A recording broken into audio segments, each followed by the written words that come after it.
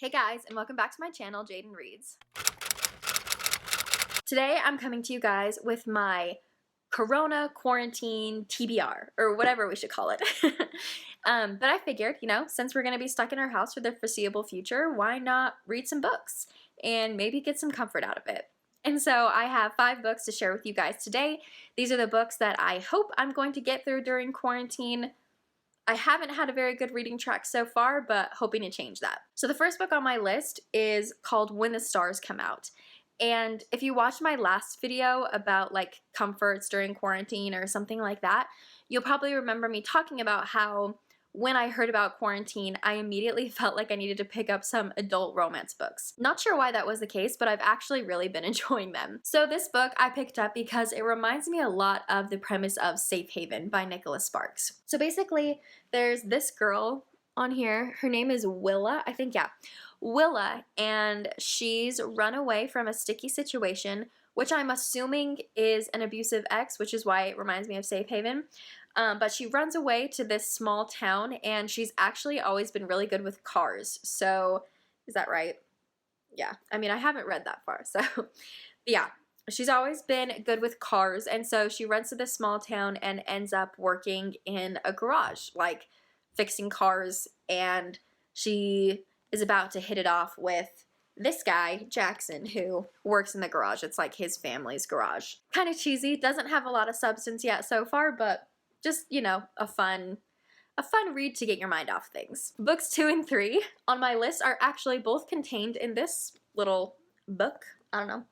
I found this at Walmart when I was also in my, have to buy adult romance novel buying frenzy, whatever. As I had been like reading other adult romances, I saw this author's name, Debbie Macomber, I think is how you say that, come up quite a bit. So I know she's really famous in this genre. However, I've never read anything by her. And I saw this at Walmart. It was discounted for like $6. And if you can see, it includes 2 books. It includes Reflections of Yesterday and Yesterday's Hero. So Reflections of Yesterday basically sounds to me like a rewrite of The Notebook, honestly. It's like these kids were in love at 17, but now Simon's wealthy parents, the guy's wealthy parents, paid Angie and her father to leave town. Now 12 years later, Angie's got a fiance and her own successful business. She returns home to South Carolina for some weird reason and discovers that Simon's feelings for her haven't changed. So you tell me, does that sound like exactly identical to The Notebook? Yes, except for we just switch who's poor and who's rich. But that, I'm a sucker for that story, aren't we all? So fine by me. And then the actual real reason that I picked this up is because the second book in here is called Yesterday's Hero.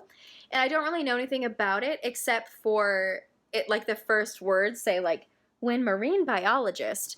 And if you know me, I study psychology in college. I've almost graduated.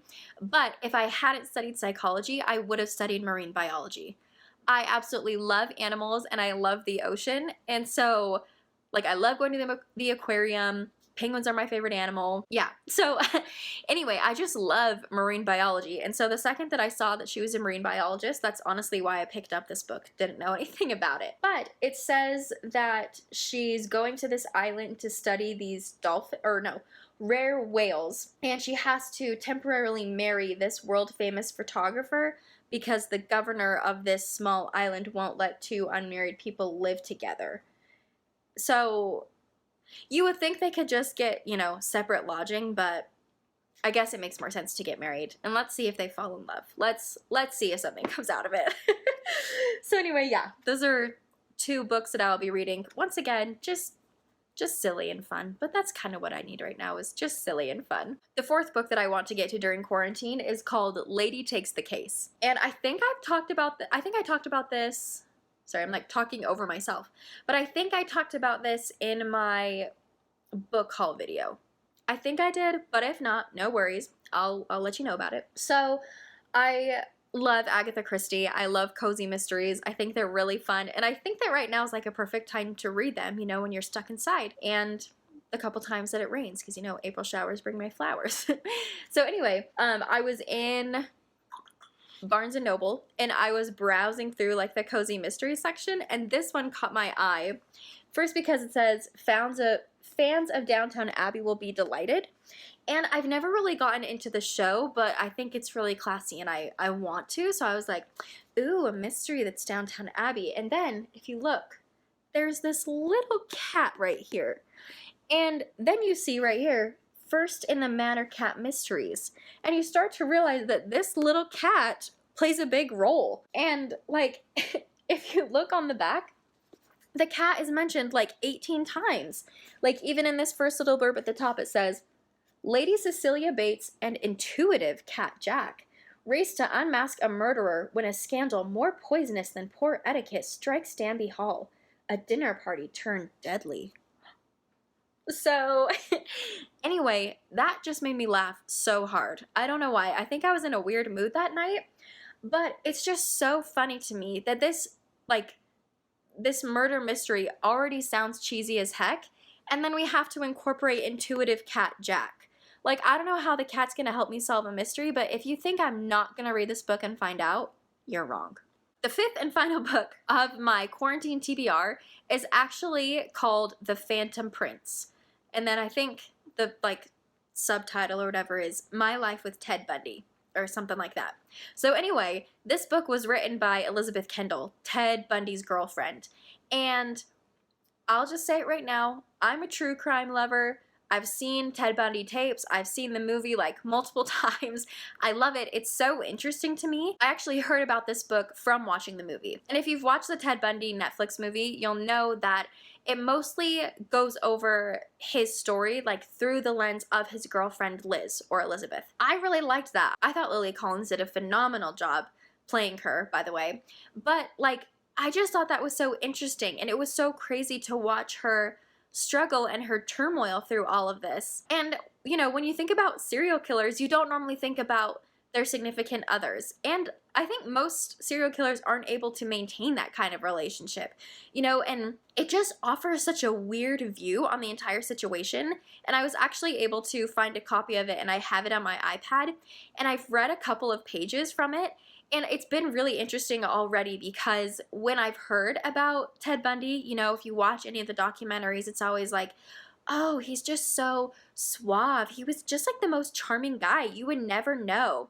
But even just a couple of pages that I've read from Elizabeth's book, it's really like obvious to me that he's not the best guy. Like, she talks about how he stole things, that he cheated on her, that he didn't want to be like serious with her, but that he loved her and like kept coming back to her. I don't know, all of these things like that for me would be really big red flags. And so yeah, it's just interesting to me to see that and be like, this didn't seem weird to you guys? I don't know. But anyway, yeah, I want to learn. I want to read more about the mysterious life of Ted Bundy. And I do also think that like true crime can be a very like hard thing to learn about sometimes, you know, because sometimes people take it too far and include far too many gory details that are not necessary. But I highly doubt that Ted Bundy's girlfriend at the time is going to be including those details, because this is going to feel very relevant and personal to her, and that would probably be very painful to include. So I figure that it's going to be a little more classy and easy to digest, rather than someone who's just trying to get the scare factor out of you, if that makes sense. So those are my 5 books that I really want to read during quarantine. I will try to get them all read, and hopefully if I do, I can do a reading wrap-up and tell you guys all about them. But let me know down below what books you're going to be reading during quarantine, and kind of, you know, what your comforts or go-tos have been lately, because we could all use a little bit of uplifting. Happy reading, and thanks for watching. Hope to see you again soon. Bye, guys.